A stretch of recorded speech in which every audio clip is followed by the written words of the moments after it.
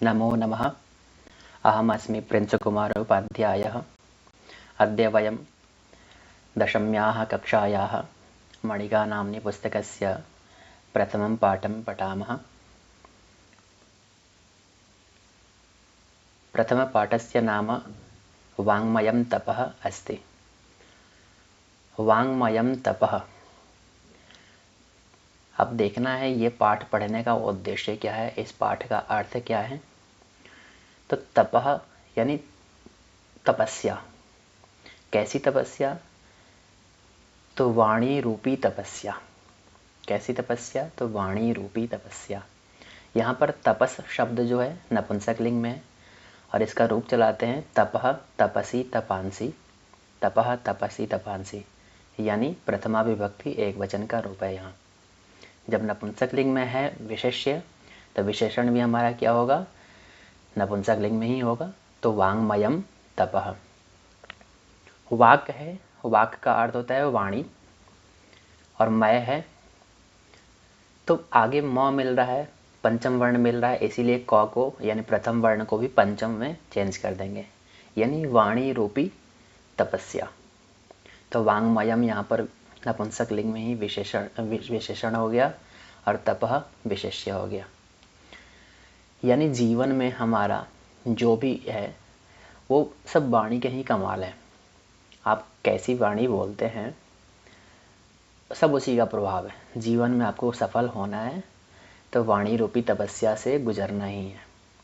जो लोग इसके महत्व को जानते हैं उनका जीवन सफल है। जो लोग नहीं करते हैं, नहीं मानते हैं, जिनकी वाणी में मधुरता नहीं है, उनके लिए जीवन व्यर्थ है। तो एक प्रकार से वाणी को मधुर तरीके से बोलना, प्रेम से बोलना एक प्रकार से तपस्या है।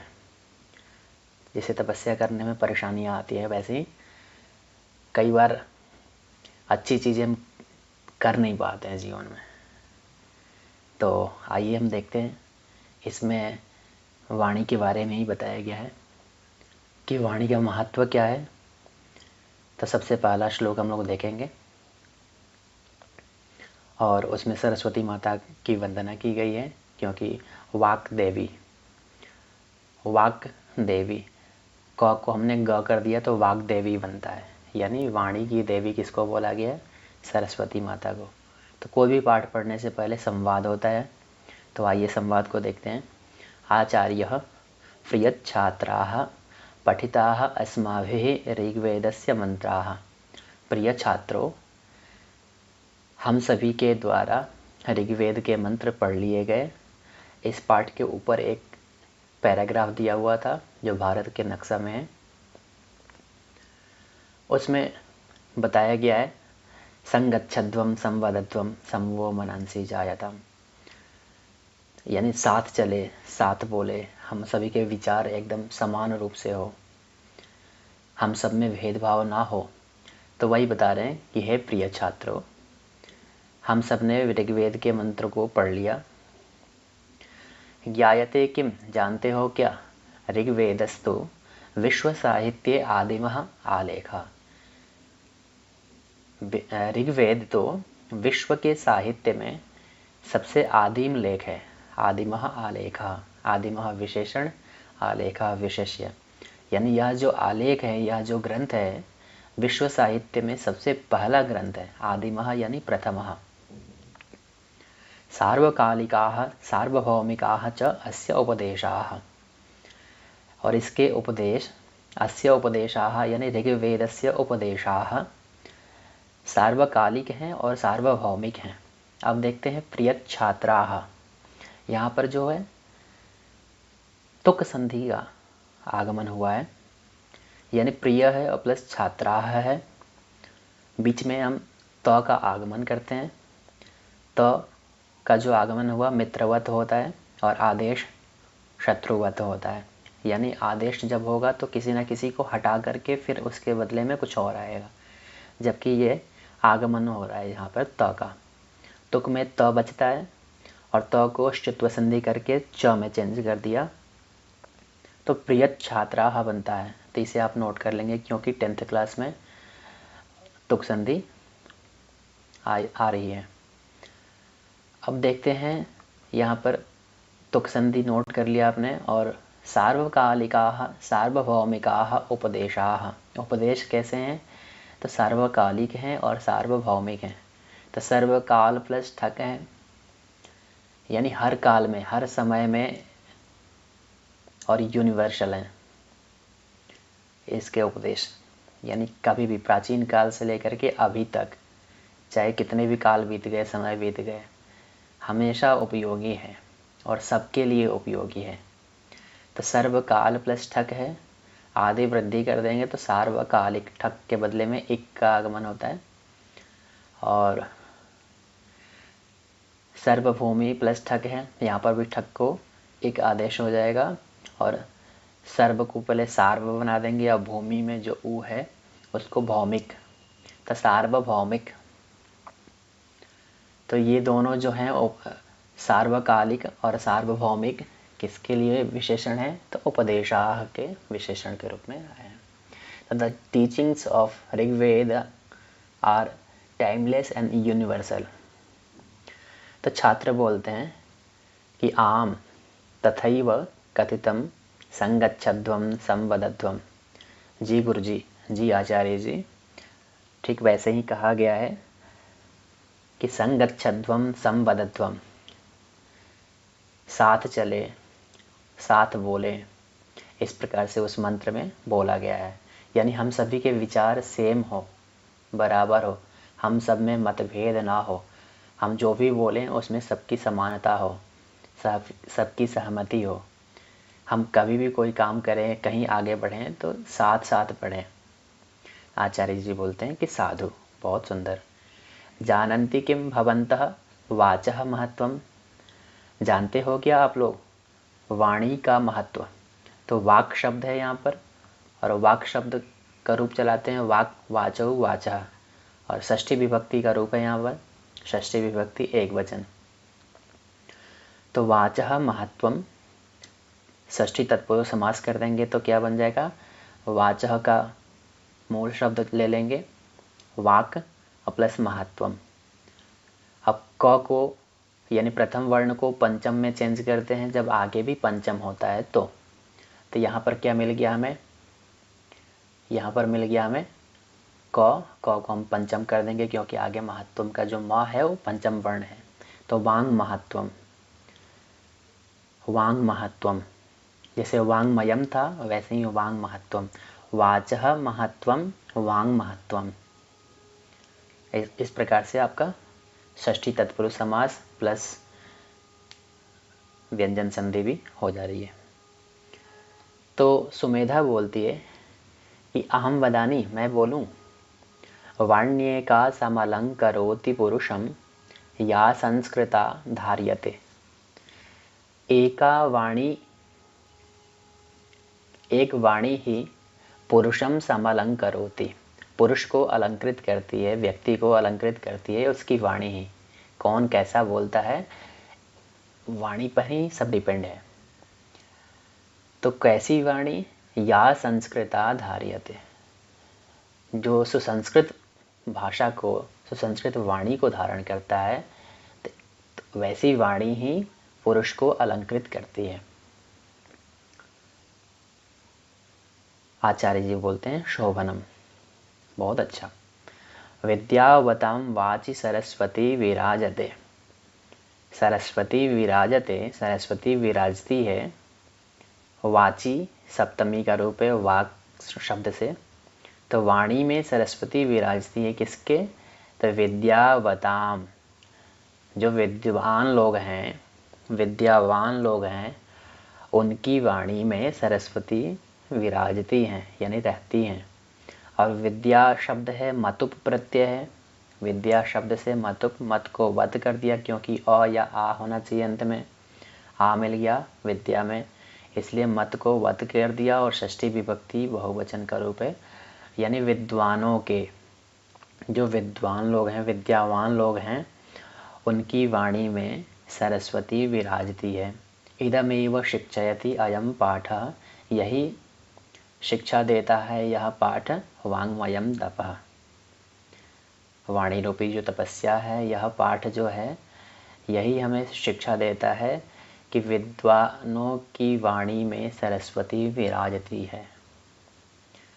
तो आप लोग नोट कर लेंगे। एक तो तुक संधि बहुत इम्पोर्टेंट है, फिर ठक प्रत्यय है, फिर समास समय समय पर आते रहेगा, और विद्यावताम में मतु प्रत्यय था।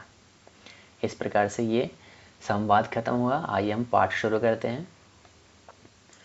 इस वीडियो में हम 4 श्लोक पढ़ेंगे और अगले वीडियो में 4 श्लोक पढ़ेंगे। आइए शुरू करते हैं। शारदा शारदाम्भोज वदना वदनाम्बुजे सर्वदा सर्वदास्माकं सन्निधिं सन्निधिं क्रियात्।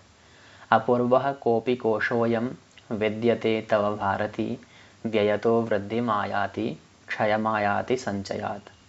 नास्ति विद्या समं चक्षुः नास्ति सत्य समं तपः नास्ति राग समं दुःखं नास्ति त्याग समं सुखम्। न तथा शीतल सलिलं न चंदन रसो न शीतला छाया प्रहलादयति च पुरुषं यथा मधुर भाषणी वाणी। ये 4 श्लोक एक एक करके देखते हैं। सबसे पहला श्लोक है शारदा शारदाम्भोज वदना वदनाम्बुजे। देखना है, सबसे पहले उच्चारण कर लेना है, क्योंकि इस श्लोक में एक एक शब्द 2 बार आया है, यानी यमक अलंकार का प्रयोग हुआ है। आप लोग हिंदी में पढ़े होंगे कनक कनकते सौगुनी मादकता अधिकार। तो एक ही शब्द 2 बार आया और दोनों का अर्थ अलग अलग हो तो वहाँ पर यमक अलंकार होता है। तो सबसे पहले देखेंगे ऊपर वाली पंक्ति में शारदा यानी सरस्वती माता के लिए प्रयोग किया गया है। तो इसका अन्वय देख लीजिए। शारद अम्भोज वदना सर्वदा शारदा अस्माकम, संधि करके लिखा गया है, विच्छेद करके दिया गया है यहाँ पे। वदना अम्बुजे सर्वदा सतनिधिम सन्निधिम क्रियात्। अब सबसे पहले ऊपर वाली पंक्ति में देखें तो शारदाम भोज वदना, यह जो शब्द आया है माँ शारदा के लिए आया है, यानी सरस्वती माता के विशेषण के तौर पे आया है। और जो सर्वदा है नीचे, वो भी विशेषण के तौर पे आया है, यानी शारदाम भोज वदना। एक तो शारदा हो गया माँ सरस्वती, और शरद ऋतु में अम्भोज होता है कमल, खिले हुए कमल के समान मुख वाली माँ सरस्वती। इसका अर्थ होगा शरद ऋतु में खिले हुए कमल के समान मुख वाली, वदन मतलब मुख, तो शरद ऋतु में खिले हुए कमल के समान मुख वाली माँ सरस्वती। और सर्वम ददाति इति सर्वदः, और या सा सर्वदा, जो सब कुछ देता है उसको बोलते हैं सर्वदा, और यहाँ पर विशेषण के तौर पे यूज हुआ है, यानी जो देती है। या सा बहुव्रीहि समास भी हो जाएगा इसमें, तो बन जाएगा सर्वम ददाति इति सर्वदा या सा सर्वदा, यानी सब कुछ जो देती है माँ शारदा। तो दोनों शब्दों पर हो गए। शारदाम भोज वदना विशेषण है और सर्वदा। अब अन्वय पे अर्थ देखते हैं कि शरद ऋतु में खिले हुए कमल के समान मुख वाली, और दूसरा विशेषण है सब कुछ देने वाली माँ शारदा अस्माकम वदन अम्बुजे।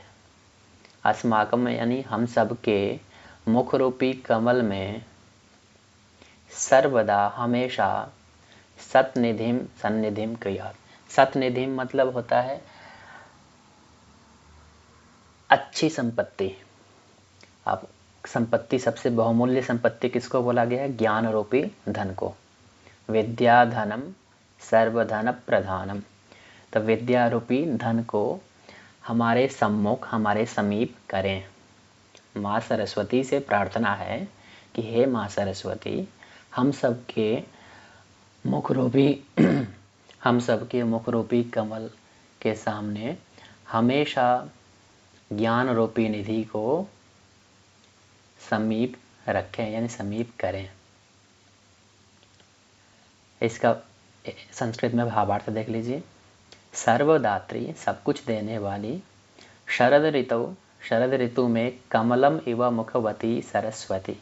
शरद ऋतु में कमल के समान मुख वाली सरस्वती अस्माकम मुख कमले, हमारे मुख रूपी कमल में सदैव हमेशा ही श्रेष्ठ कोशस्य रूपे यानी श्रेष्ठ कोश के रूप में, ज्ञान रूपी कोश के रूप में समीपम निवासम कुर्यात, समीप निवास करें यानी हमारे सम्मुख रहें, हमारी वाणी में रहें, हमारे ऊपर कृपा रहे। तो इस प्रकार से संस्कृत में अर्थ हो गया और आपके लिए हिंदी में भी अर्थ है नीचे। शरद ऋतु में खिले हुए कमल के समान मुख वाली, सब कुछ देने वाली माँ सरस्वती हमारे मुख रूपी कमल में सदैव श्रेष्ठ कोश के रूप में समीप निवास करें, कभी हमसे दूर न जाएं, हमारे ऊपर सदैव कृपा बनी रहे। आइए अगले वीडियो में देखते हैं। अपूर्वः कोऽपि कोशोऽयं विद्यते तव भारती व्ययतो वृद्धिमायाति क्षयमायाति संचयात्। यह भी माँ सरस्वती के ऊपर ही है कि माँ सरस्वती हे भारती, भारती का अर्थ होता है हे सरस्वती, तो हे सरस्वती माता।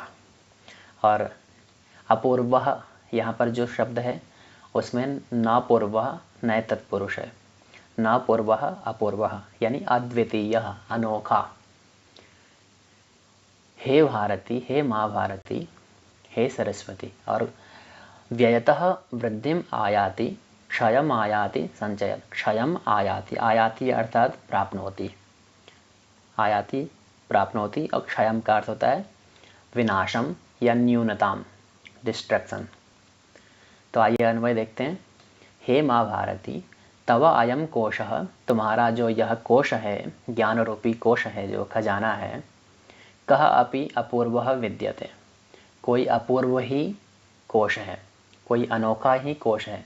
क्योंकि जो लौकिक संसार में खजाना दिखता है, जितना खर्च करते हैं वो घटते जाता है, लेकिन तुम्हारा जो यह कोश है, ज्ञान रूपी कोश, वो कोई अपूर्व यानी अद्भुत है, अनोखा कोश है। क्योंकि व्ययतः वृद्धिम आयाति, व्यय करने से वृद्धि को प्राप्त होता है, और मतलब और संचय करने से, इकट्ठा करने से, एकत्रित करने से क्षयम आयाति, नष्ट होते जाता है। मानिए आप पढ़ाई करते हैं और आप उसका उपयोग नहीं कर रहे हैं, लोगों को बता नहीं रहे हैं, तो धीरे धीरे क्षीण होता जाएगा आपका ज्ञान। तो आपने संचय जो किया, अपने अंदर छुपा करके रखा और आपने किसी को बताया नहीं, बांटा नहीं उस ज्ञान को, तो वो नष्ट होगा। और जितना बांटोगे उतना ही आपका अभ्यास होता रहेगा और आपके अंदर बढ़ते रहेगा ज्ञान।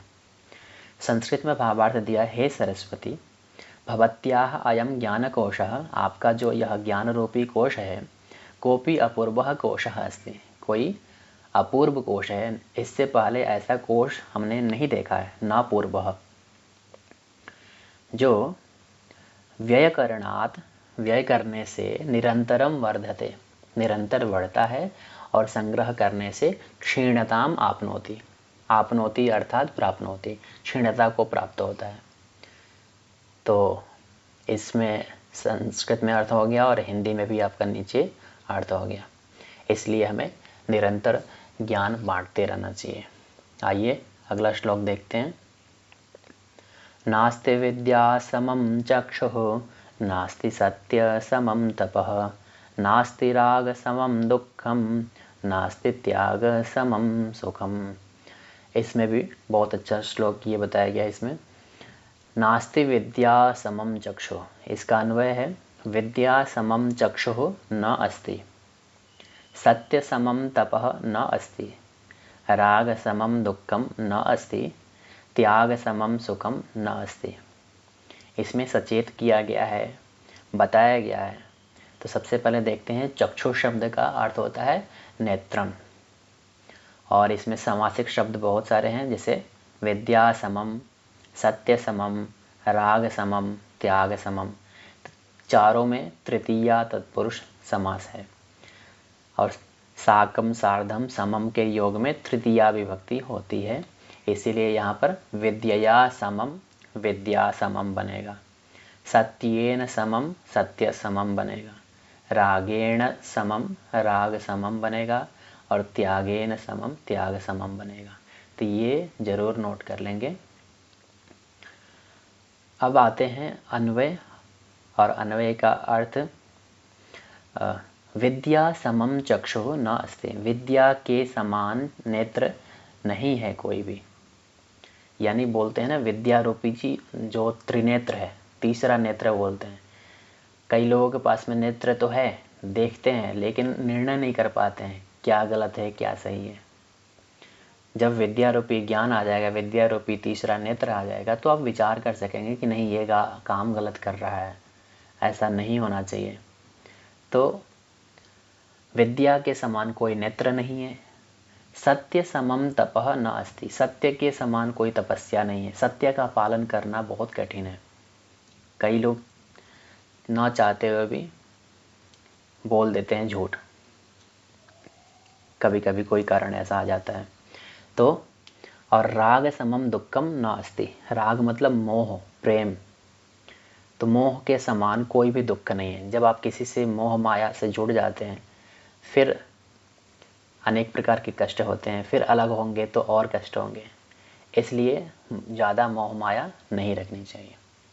और त्याग समम सुखम नास्ति, जब हम त्याग करते हैं, कुछ दान देते हैं, कुछ समर्पण करते हैं, तो उसमें जो सुख मिलता है उसके समान सुख कोई नहीं है।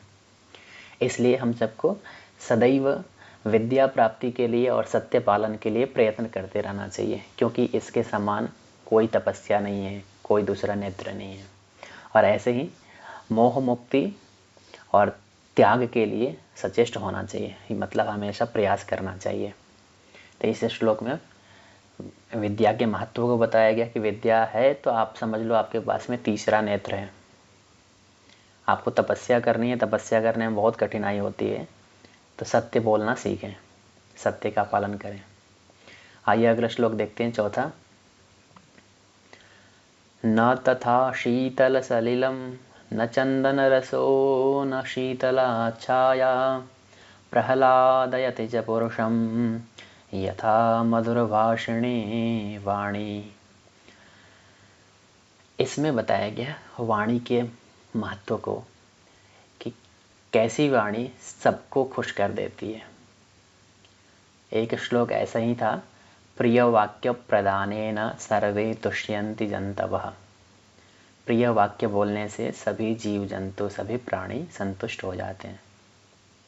तो वैसे ही ये श्लोक है। अन्वय देखिए, यथा मधुर भाषिणी वाणी पुरुषं प्रहलादयति तथा शीतल सलिलम न चंदन रसः न शीतला छाया च न प्रहलादयति।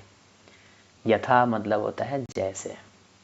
अब देखेंगे यहाँ पर शीतल सलिलम, यहाँ पर जो है सामासिक शब्द है, कर्मधारय। कर्मधारय क्या होता है? विशेषण और विशेष्य। यानी शीतलम सलिलम, शीतल सलिलम। और वैसे ही एक शब्द है शीतला छाया। यहाँ पर भी शीतला विशेषण हो गया और छाया विशेष्य हो गया, मिला देंगे तो शीतल छाया। सामासिक शब्द बन जाएगा शीतला छाया, शीतल छाया। और यहाँ पर चाहे तो आप तुक का भी आगमन कर सकते हैं।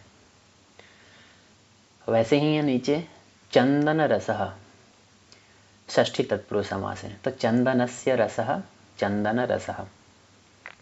तो तीन शब्द इसमें सामासिक हो गए। अब आइए अर्थ देखते हैं। प्रहलादयति का अर्थ होता है, प्रहलादयति का अर्थ होता है आनंदयति। यथा मधुर भाषिणी वाणी, जैसे मधुर बोली जाने वाली वाणी पुरुषम प्रहलादयति, पुरुष को यानी व्यक्ति को आह्लादित करती है, तथा वैसे शीतल सलिलम न, ठंडा जल भी नहीं कर पाता है। सलिलम अर्थात जलम, सलिलम अर्थात जलम। तो जैसे मधुर बोली जाने वाली वाणी पुरुष को आह्लादित करती है, आनंदित करती है, वैसे ठंडा जल भी शीतलता प्रदान नहीं करता है। चंदन रसः न, चंदन का रस भी नहीं आनंदित करता है, शीतलता नहीं देता है। और आगे बोलते हैं च, और शीतला छाया न प्रहलादयति, यानी शीतल छाया भी मनुष्य को वैसी शीतलता प्रदान नहीं कर पाती है, नहीं खुश कर पाती है जैसे मधुर वाणी हमें खुश करती है। इसलिए हमेशा मधुर ही बोलना चाहिए। अब देखो यहाँ पर मधुर भाषिण शब्द है, मधुर भाषिण, और क्योंकि नकारांत शब्द है तो ङिप में से ई बचेगा, स्त्री प्रत्यय है, आप लोग पढ़ेंगे। ङिप में बड़ी ई बच जाएगी केवल, और मिला देंगे मधुर भाषिणी बनेगा, न को ण कर देंगे मधुर भाषिणी स्त्रीलिंग में। तो मधुर भाषिणी वाणी, वाणी का विशेषण क्या हो गया, वाणी स्त्रीलिंग में है इसलिए मधुर भाषिणी भी स्त्रीलिंग में विशेषण हो गया।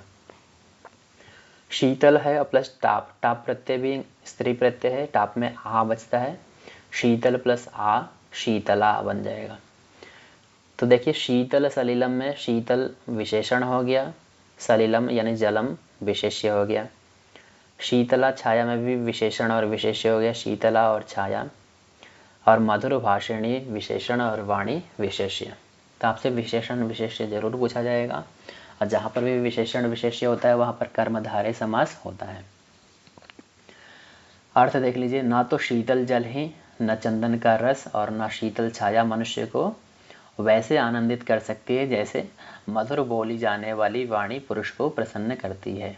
इसलिए हमें सदैव मधुर वाणी ही बोलनी चाहिए। आप लोग पहले श्लोक पढ़ चुके हैं, एक छोटा सा था जो बताया मैंने शुरू में, तो वो भी श्लोक वही कहता है, प्रिय वाक्य प्रदानेन सर्वे तुष्यन्तु जन्तवः। आइए अगला।